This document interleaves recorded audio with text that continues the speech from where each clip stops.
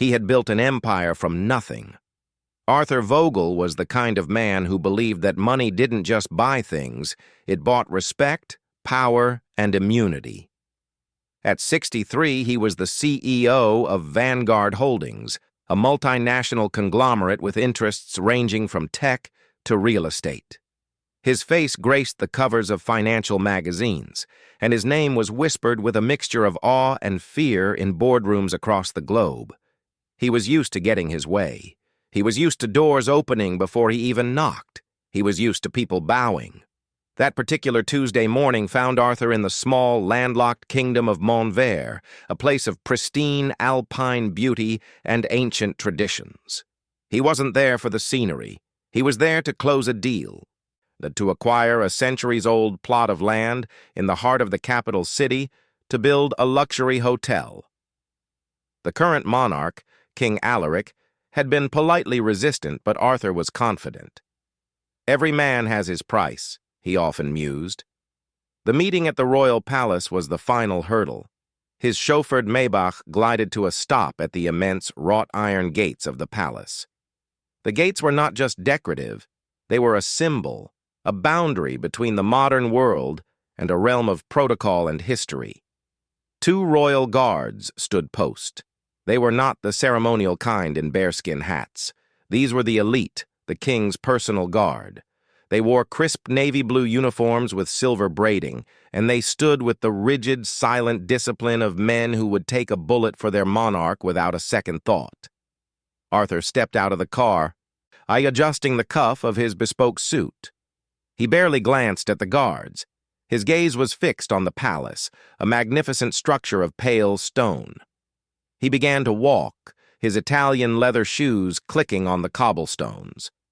As he passed the first guard, a young man with a strong jaw and eyes the color of slate, the guard performed his duty. He brought his polished rifle to his side and executed a perfect, formal bow of his head, a sign of respect, not to Arthur, but to the office of the person he was there to see, a courtesy extended to all diplomatic and business guests. Arthur stopped dead. He hadn't seen the bow.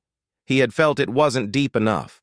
In his world, a bow was an act of deference to him, to his power. This slight inclination of the head felt perfunctory, almost insolent. A hot spike of annoyance shot through him. He was Arthur Vogel. He deserved more. He turned, his face a mask of controlled fury. "You!" he said, his voice sharp and cold. The guard remained motionless, eyes fixed forward.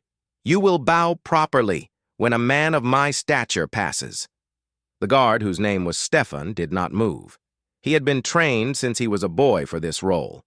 His duty was to the king, not to a wealthy foreigner. His protocol was clear. He had offered the correct, respectful greeting. Arthur stepped closer, his personal space invading the guards. "I am not used to being ignored," he hissed. He saw the flicker of something in the guard's eyes, not fear, not anger, but a calm, unshakable resolve. This infuriated Arthur even more. In a split second of uncharacteristic, blinding rage, a rage fueled by a lifetime of unchecked privilege, Arthur's right hand moved. The sound was sickeningly sharp in the quiet morning air. His open palm connected with the side of Stefan's face. The guard's head snapped to the side, a red mark instantly blooming on his cheek. Time seemed to freeze. The other guard, a man named Dmitri, stared in absolute, jaw-dropped shock. He had seen many things at the palace gates, but never this, never an assault on a member of the king's own guard. Stefan slowly, deliberately turned his head back. He didn't raise his hand. He didn't speak. He just looked at Arthur. It was a look that had nothing to do with fear. It was a look of profound, weary sadness, as if he were witnessing a man destroy himself. It was a look that said, "You have no idea what you have just done." For a second, the reality of his actions seemed to dawn on Arthur. He looked at his own hand, and then back at the guard's reddening face. But the feeling was fleeting, quickly replaced by his old armor of arrogance. He straightened his tie, turned on his heel, and walked through the now open gates, muttering, My lawyers will be in touch with your superiors." He didn't look back. He didn't see the second guard, Dmitri, immediately speak into a small microphone hidden in his cuff. He didn't see the subtle shift in the atmosphere, the silent alarm that had been triggered. Inside the palace, Arthur was led to a lavish antechamber to wait for his audience. He was offered a glass of water, which he declined. He paced, checking his watch. The rage had subsided, replaced by a smug satisfaction. He had made his point. He had shown them who held the real power. The wait stretched on. 10 minutes, 20. Arthur's irritation returned. So he was a busy man. He demanded to see the king's chamberlain. A young man appeared, his face pale and expression unreadable. "Mr. Vogel, the king's schedule is unfortunately very full today. Your meeting will need to be rescheduled. Please follow me. A car will take you back to your hotel." Arthur erupted. "This is an outrage. I have a signed agreement waiting. You tell the king that I will not be treated this way." The chamberlain simply repeated, "Please follow me, sir." Fuming, Arthur was escorted not through the grand halls he had entered by, but through a series of smaller, less ornate corridors and out a side door to a waiting car. It was a significant and deliberate snub. As the car pulled away, Arthur was already on his phone, screaming at his assistant. "Get me the ambassador. Get me the Minister of Trade. I want this whole fiasco sorted out within the hour." The calls he got back were not what he expected. The ambassador's line was busy. The Minister of Trade's office said he was unavailable. A cold dread began to seep into Arthur's gut, mixing with the anger. Back at his five-star hotel, he paced the suite, the city of Montvert sprawling beneath him, oblivious to his turmoil. He tried to reframe the situation. It was a misunderstanding, a cultural gaffe. He'd apologize. A check for the guard's trouble would smooth things over. He had greased countless palms with countless checks. Money was the universal solvent. That evening, the news broke. It wasn't on the international financial news he watched. It was on the local Montverian channel, but the footage was soon everywhere. It was grainy, clearly from a security camera. It showed Arthur Vogel, the titan of industry, walking up to a stoic, uniformed guard. It showed him slapping him across the face. There was no audio, but the violence of the act was undeniable. The online reaction was immediate and volcanic. #BoycottVanguard began trending globally. News anchors dissected the clip, their faces a mixture of disgust and disbelief. Commentators spoke of the sacred tradition of the King's Guard, a symbol of national pride. The story wasn't about a rich man losing his temper anymore. It was about an outsider desecrating a national institution. It was about arrogance and impunity. Arthur's phone exploded. His PR team was in a frenzy. "It's a nightmare, Arthur," his head of communications, a usually unflappable woman named Sarah, said, her voice tight with panic. "They're calling for your head. You shareholders are dumping stock. We have 3 major deals pulling out as we speak, citing moral grounds." "This is insane," Arthur roared into the phone. "It was a misunderstanding. We'll pay him off. We'll make a donation to a veterans charity." "Arthur, listen to me," Sarah pleaded. "This isn't America. You can't pay this off. You struck a member of the Royal Guard. It's not just an assault charge here. The Guard is a part of the royal family's household. It can be construed as a symbolic attack on the crown itself. The legal term is lèse-majesté, an offense against the sovereign." The word hung in the air, heavy and terrifying. Lèse-majesté. Arthur had heard the term in relation to countries with absolute monarchies, places with harsh penalties. He felt the first true tremor of fear. His money, his power, and his lawyers, they were built for the world of contracts and commerce.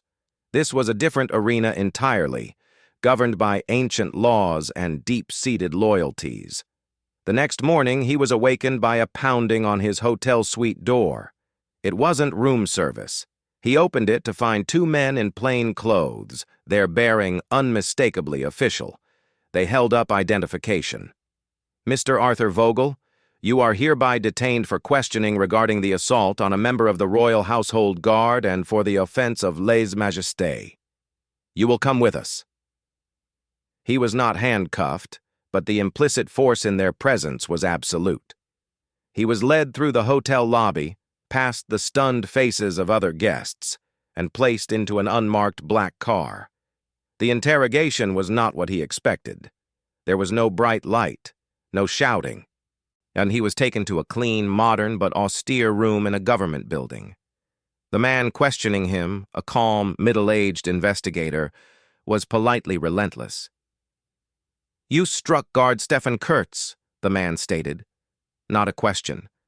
It was a moment of frustration.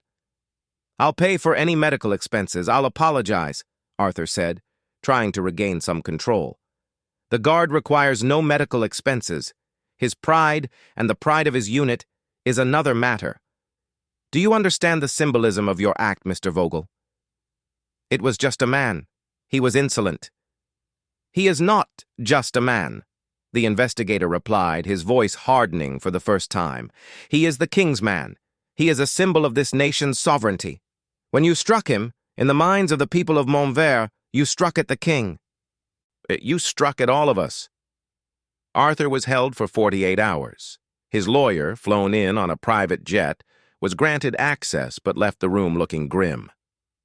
"They're not messing around, Arthur," he said, running a hand through his thinning hair. "The public sentiment is overwhelmingly against you. The king has made no public statement, which is telling. His silence is seen as condemnation. The prosecutor is charging you. They're seeking the maximum penalty." "What is the maximum penalty?" Arthur asked, his voice a croak. "For the assault, a fine and possible jail time. For the lèse-majesté component, in a case where a physical attack on a royal symbol is proven, it carries a sentence of up to 10 years in a Montverian state prison. 10 years. The words echoed in the plush hotel suite where he was now confined, his passport seized.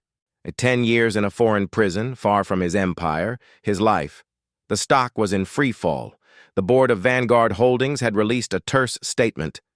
"Mr. Vogel has been granted a leave of absence effective immediately."